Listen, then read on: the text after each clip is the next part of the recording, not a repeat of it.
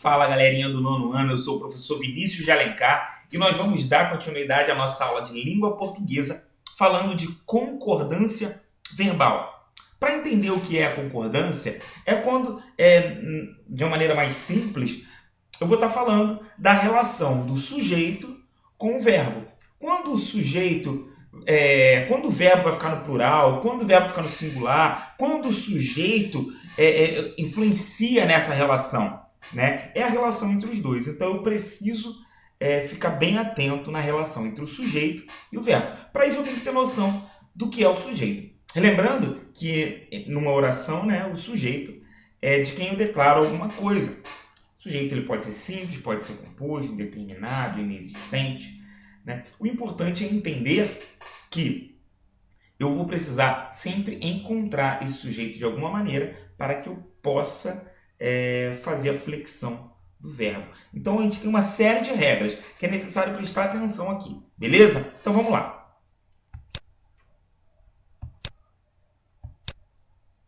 Então, vamos lá. Primeira coisa que eu tenho aqui é com o sujeito simples. Tá? Então, a gente vai primeiro fazer as concordâncias com o sujeito simples. A primeira regra que eu tenho é quando o sujeito simples tem por núcleo um substantivo coletivo. O que é um substantivo coletivo? É aquele substantivo que dá nome a grupos, né? Turma, grupo, time, né? Esse substantivo, apesar de representar mais de um, o que vai acontecer? O substantivo representa mais de um, só que esse substantivo está sempre no singular. Então, o verbo também vai ficar no singular. Então, é a primeira regra de concordância verbal. Substantivo coletivo no singular, verbo também no singular. Então, olha aqui, ó. A classe organizou a apresentação. Mesmo sabendo que a classe significa grupo de alunos, que significa que é mais de um, a palavra classe, substantivo classe, está no singular. Então, o verbo também tem que ficar no singular. Então, tem que falar a classe organizou. O batalhão precisa, mesmo batalhão significando mais de um soldado, mais de um grupo de militares, não é? Então, mais de um militar, né? Então, aqui o precisa, né? Ele também fica no singular, porque batalhão é um batalhão só, mesmo que signifique um grupo de pessoas, ok? Então, está errado quando as pessoas falam assim, e o pessoal tudo chegaram. Não, o pessoal chegou, tá? O pessoal chegou. É por isso que quando eu falo a gente fomos, está errado, porque a gente significa nós, né? Mas a gente está no singular. Então, a gente chegou, ok? Vamos para mais uma regrinha aí. 2. Sujeito representado pela expressão um ou outro para indicar exclusão. Então, se no sujeito eu tiver essa expressão aqui, ó, um ou outro, essa é a expressão, indicando exclusão, o verbo vai ficar no singular. Olha só. Quando eu falo um ou outro fará a apresentação do trabalho. O que isso quer dizer? O que isso quer dizer? Eu tenho esse sujeito, um ou outro, eu tenho essa expressão um, outro, né? Eu excluo. Se um vai fazer, o outro não vai. Se o outro fizer, o um não vai. Então, eu excluo um ou outro, né? Então, esse um ou outro eu tenho que usar no singular. Um ou outro fará. Eu não posso falar um ou outro farão, porque só um vai fazer. Beleza? Se o sujeito for representado por um pronome de tratamento, como funciona? O que é pronome de tratamento? São aqueles pronomes que eu utilizo para o trato com a pessoa. Então, você, vossa senhoria, vossa santidade, senhor, senhora, senhorita, vossa excelência, tá? Então, são alguns pronomes de tratamento aí. Como que funciona? Eu vou colocar sempre na terceira pessoa. Isso é importante, quando eu mesmo falando com a pessoa. Vossa senhoria, mesmo vossa senhoria significar eu estar falando com alguém, e normalmente quando eu falo com alguém significa que é a segunda pessoa, eu vou ter que botar o verbo como se eu estivesse falando de alguém, ou seja, na terceira pessoa. Vossa senhoria receberá. Terceira pessoa, como se fosse ele ou ela receberá. Mesmo vossa senhoria sendo o pronome de tratamento, e aí eu utilizo segunda pessoa, o verbo de qualquer maneira vai ter que ir para a terceira. Então, pronome de tratamento, verbo na terceira pessoa, mesmo eu me comunicando com a pessoa, ok? Então, Vossa Senhoria receberá um cartão resposta que deverá ser encaminhado a esta empresa.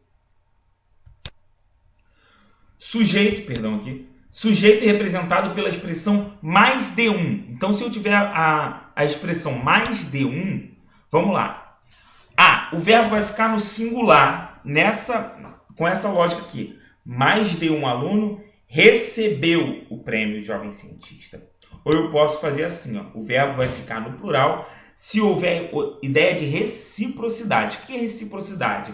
Você dá e também recebe, ok? Se não tiver ideia de reciprocidade, mais de um aluno recebeu o prêmio, ou seja, ele recebeu o prêmio, mas ele não entrega nada, ele não foi recebido, né? Ele recebeu o prêmio, não dá ideia de reciprocidade.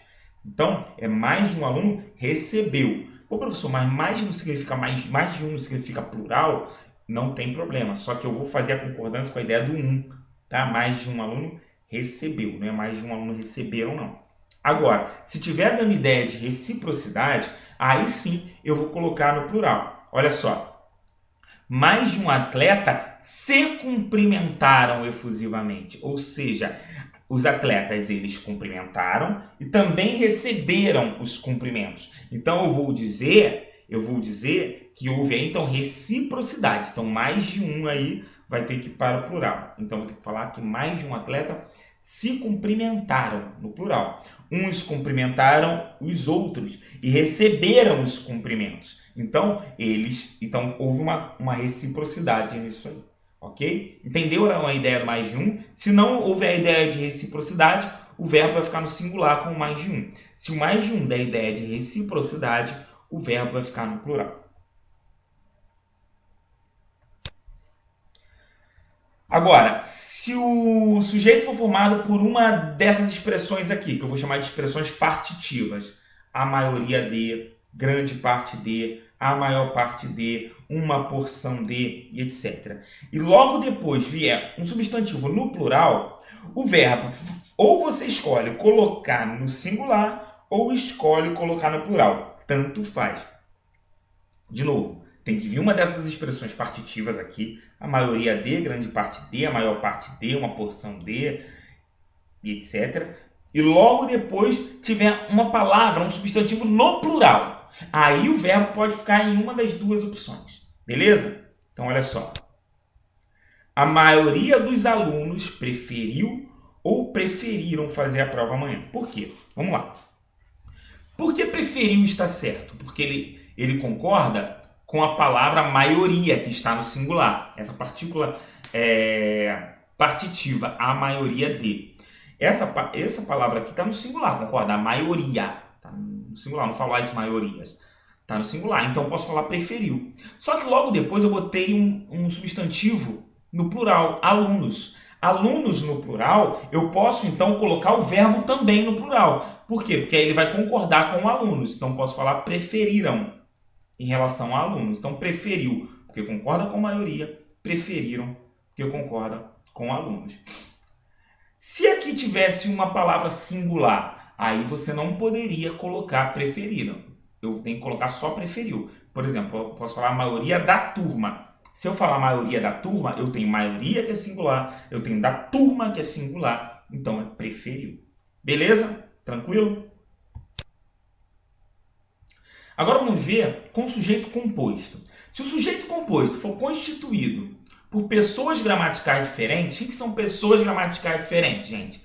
Primeira pessoa, segunda pessoa e terceira pessoa. Ou seja, se me referir a pronomes ou até substantivos que tenham a ver com as pessoas do discurso. Primeira pessoa quem fala, segunda pessoa com quem se fala, terceira pessoa de quem se fala. Então, se o sujeito composto tiver composto por núcleos e os núcleos forem pessoas gramaticais diferentes, o verbo vai para o plural. O verbo sempre vai para o plural, ok? Porque é composto, então tem essa lógica de ser mais de um, então vai para o plural.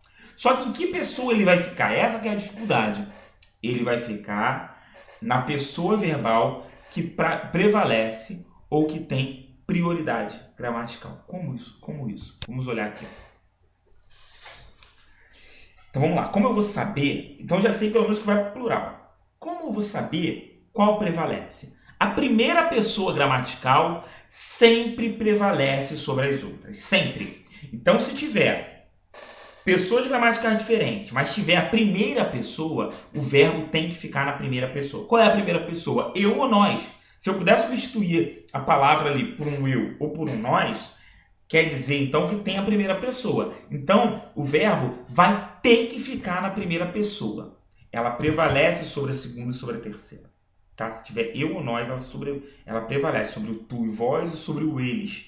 O ele, eles, ela, elas, tá? Prevalece. Então, tem que ter o eu ou nós, ela vai prevalecer. E sempre no plural, tá? Não tenha dúvida.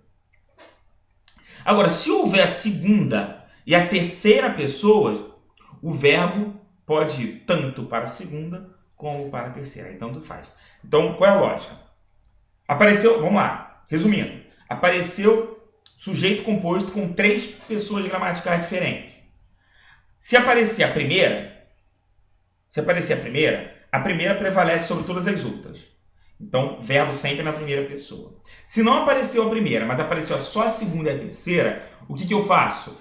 Eu vou escolher. Eu posso colocar o verbo tanto na segunda como na terceira pessoa. E esse verbo em relação ao número, sempre no plural. Ok? Vamos ver aí o exemplo para poder ficar claro. Amanhã, você e eu iremos ao cinema. Você e eu iremos ao cinema. Apareceu o quê? Apareceu o eu. Você, segunda pessoa. É isso? Qual vai prevalecer? O eu. Então, vou botar o verbo na primeira pessoa. Né? E eu tenho que botar na primeira pessoa do plural, porque sempre nessa lógica de pessoas gramaticais diferentes, o verbo tem que ficar no plural. Então, qual é a primeira pessoa do plural? É o nós. Então, eu vou falar você e eu iremos, como se fosse nós iremos ao cinema. Primeira pessoa é prioridade. Bom, aí não aparece a primeira pessoa. Vai aparecer segunda e terceira. Tu e ele. O que vai acontecer? Verbo no plural e eu escolho. Eu posso falar.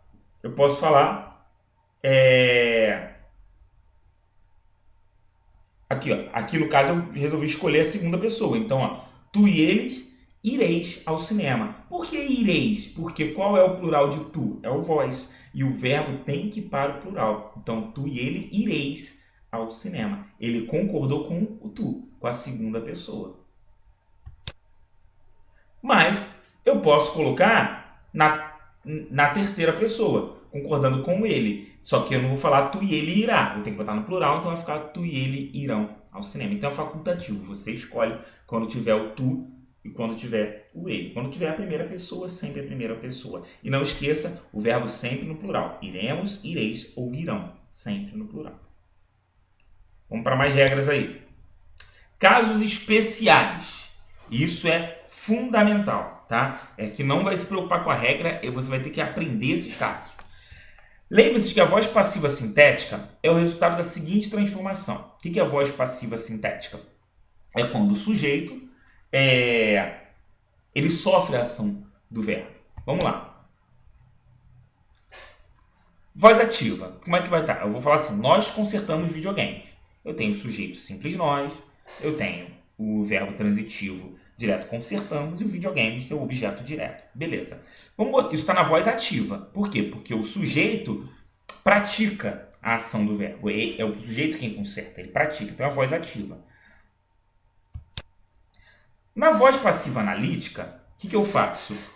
Eu boto o objeto e transformo em sujeito. Então ele vira videogames, são consertados, eu pego o verbo e coloco no tempo composto, né? E quem pratica a ação de consertar somos nós, então eu coloco por nós. Então está aqui. Sujeito, paciente, videogames são consertados. O verbo ser, agora no tempo composto, na locução verbal, e eu tenho por nós que vai ser o agente, quem pratica a ação, o agente da passiva. Então isso aqui está na voz passiva porque o sujeito é paciente, ele sofre a ação do verbo.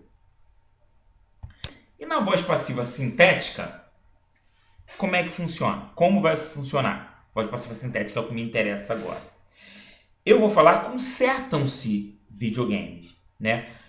O verbo vai para a terceira pessoa do plural, porque ele vai concordar com o sujeito. E qual é o sujeito? Videogames. Olha aqui, ó.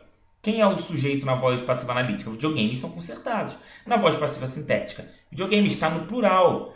Então, verbo também no plural. Tá vendo? Que são videogames. Consertam-se videogames. Ok? Então, para eu saber isso, basta eu colocar assim, ó. Videogame, consertam-se ou conserta-se videogames? O que eu vou falar? Videogames são consertados. Então, se eu falo videogames são consertados, eu descubro então que ele é sujeito e está no plural. Então, quando eu botar para a voz passiva sintética, eu vou falar consertam-se videogames, também no plural.